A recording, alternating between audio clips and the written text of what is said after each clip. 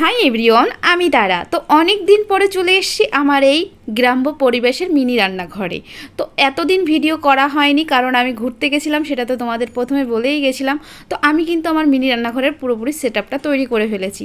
তো প্রথমে তোমাদের সবার কাছে একটাই কথা যে আমার এই মিনি রান্নাঘরের সেটআপটা তোমাদের কেমন লাগলো অবশ্যই কিন্তু একটু কমেন্টের মাধ্যমে জানিয়ে দেবে। আর আমার এই মিনি রান্নাঘরটাকে আমি এই মাটির রঙটাই করব নাকি একটু কালারফুল করব সেটাও একটু কমেন্ট করে জানিয়ে দিও।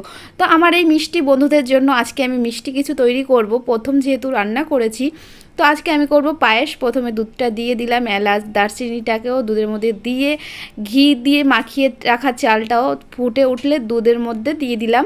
তো এরপরে দিয়ে দিলাম কাজু কিশমিশ, এগুলো দিয়ে ভালো করে নেড়ে নেব। তো লাস্টের দিকে চিনিটা দেব, না হলে কিন্তু চালটা একদমই গলবে না প্রথমের দিক দিলে।